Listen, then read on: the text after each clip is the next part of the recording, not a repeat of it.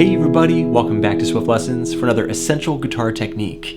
One of the hallmarks of a professional guitar player is the ability to combine chords with speedy little lead fills. So in today's lesson, I'm going to share with you a practice routine that demonstrates how to weave in between the chords that you find in basic progressions like the 1, 5, 4, and E, using the major pentatonic scale and some very cool Hendrix-inspired double stops. It's gonna look and sound like this.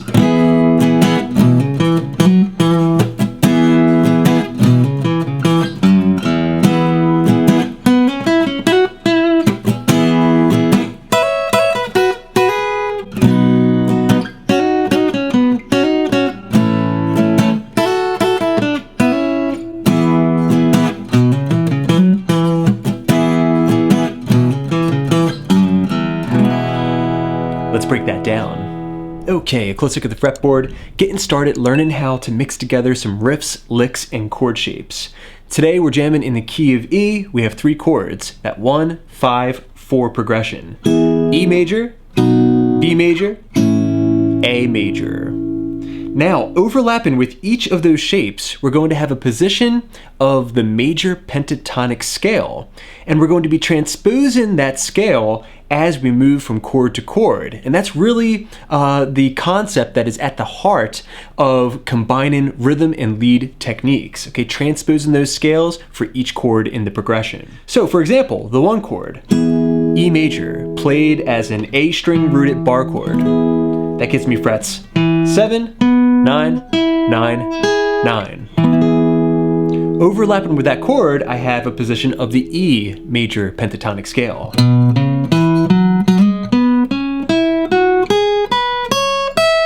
Alright, that's a great soloing position. We're starting off playing 7, 9, 7, 9 on the E and the A strings. It's going to sit right on top of that bar chord shape, kind of like a little hat. A little piece of the major pentatonic scale that you can always use to riff over top of that 1 chord, E major. And that'll work over top of any A string rooted major bar chord. Alright, now from there, we're going to go up to the main position. Sliding up to fret 11, we have 9, 11, 9, 11, 9, 12, 9, 12. All right, so we can descend down and find the root note on the A string. Or we can find it here on the 12th fret of the low E string as well. Now, to jam over top of the other chords that we have in this progression, the 1, 5, 4, we're going to simply transpose that major pentatonic scale, playing it in different configurations and in different keys.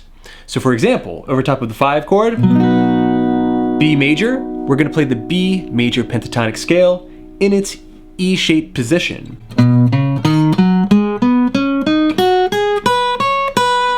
Alright, that scale right there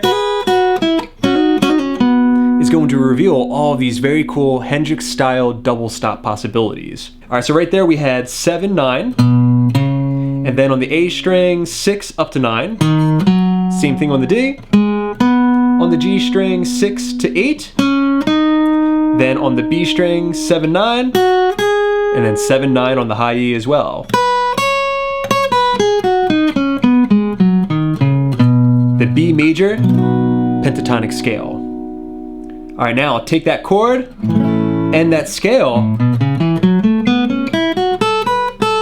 down a full step, 2 frets distance, and you've transposed it for the 4 chord, A major. All right, so give those scales a little bit of time to get into your muscle memory. Play the chord, and let the scale rip.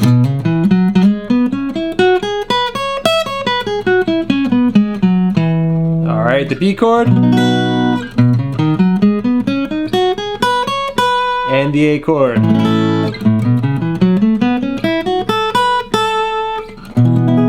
Alright, if you can do that, then you're ready to learn our practice routine. Okay, now taking a look at some examples. We're going to be studying 2 measures at a time, Line number 1 of your tablature, which you can download at patreon.com/Swiftlessons, is going to look and sound like this.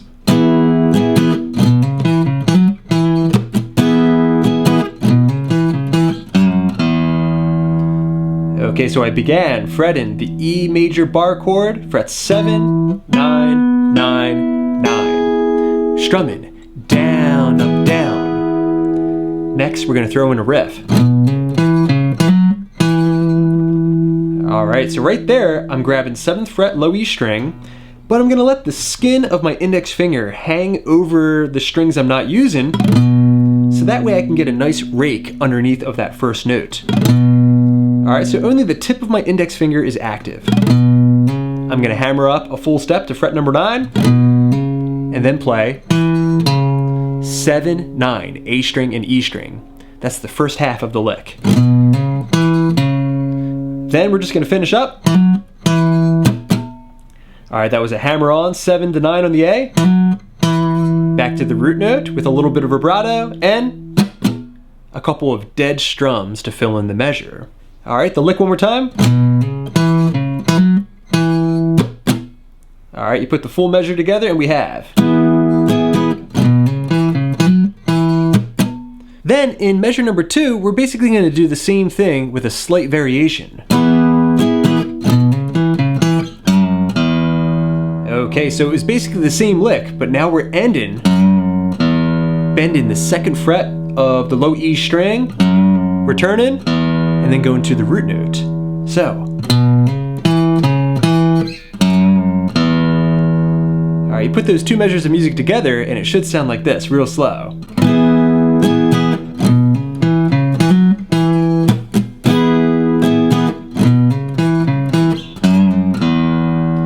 Alright, now on to the next line of tablature. It's going to look and sound like this.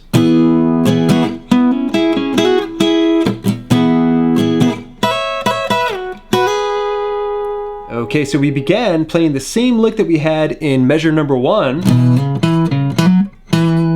but now we're playing it up an octave, and also adding in some double stop techniques because we're in this great main position of the major pentatonic scale. Okay, so anyway, we're starting off hammering 9 up to 11 on the D string with a downstroke, making sure that we're keeping this time our index finger in a barred position over the 9th frets of the D, G, and B strings. A little piece of that E major bar chord. And then from there, the lick is going to be the exact same thing that you played in measure number 1, except we're going to use all downstrokes and maintain that bar.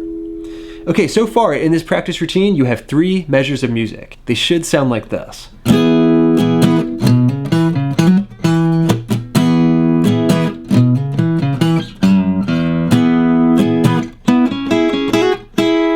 Alright, that gets us to measure number 4, where we're going to play.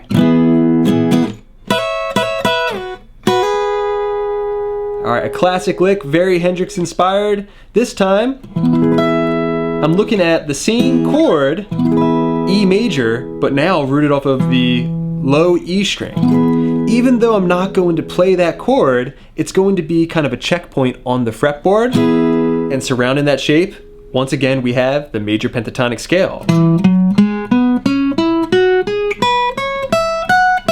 In the same fingering that we had learned earlier for the 5 and the 4 chords. Alright, those notes are going to reveal this very cool Hendrix lick. Okay, so that started off fretting the 12th frets of the B and high E string with the index finger and hammering up a full step twice. Then we're back to 12 and 12, and then sliding down to 7. Alright, all while holding those 2 strings. Alright, then we're going to hammer up a full step on the B string and hold both of those notes and vibrato as best we can as those notes ring past each other. Okay, now moving on to line number 3 of our tablature. It's gonna look and sound like this. We're going from the 5 to the 4, and then finally resolving back to the 1.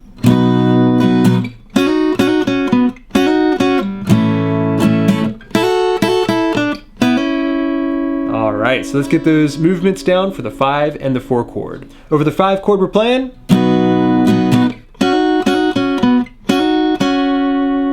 Alright, classic Hendrix style lick there. We had the B major chord, frets 7, 9, 9, 8, 7, 7. Strumming just like we did before over the E chord, down, up, down. Then the lick. Okay, so I'm fretting fret 6 on the G and 7 on the B string, hammering up to fret number 8. Okay, so we have some cool intervals here. The 2nd and the 5th interval, and I'm hammering up to the major 3rd, implying the major chord. Hammer twice. Before going back where you started, and then reaching for the root note, 9th fret of the D string. Then we're just gonna finish up, all right, with a hammer, and then finally ending the measure where we started. All right, then down a full step, we're gonna have a similar lick. Setting up a call and response. The lick one more time.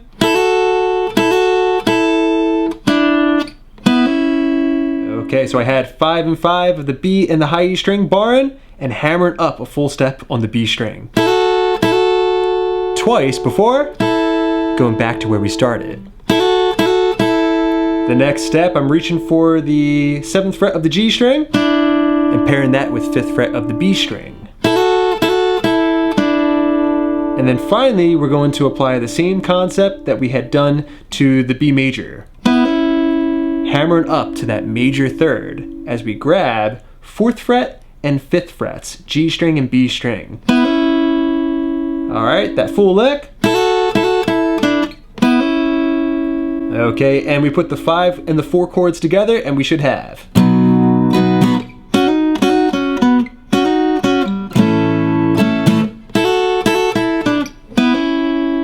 All right, from there we're on to the last line of tablature, reprising what we played in line number 1. Real simple.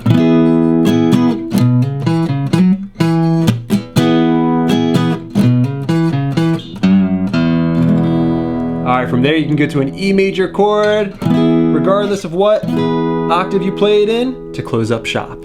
Alright, now let's play through that entire practice etude together and see if you can get it down at a slow tempo. Here we go. 1, 2, 3, and 4, and E.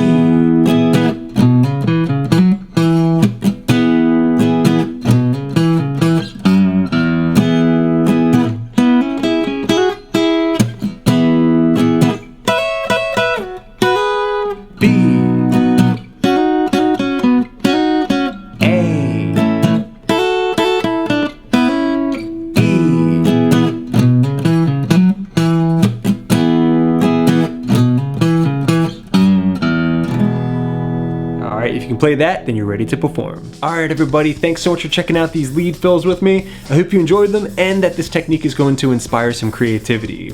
I want to thank my patrons for making all these lessons possible. I hope you're enjoying those extra resources. And until next time, this is Rob coming at you from the Jersey Shore saying happy picking.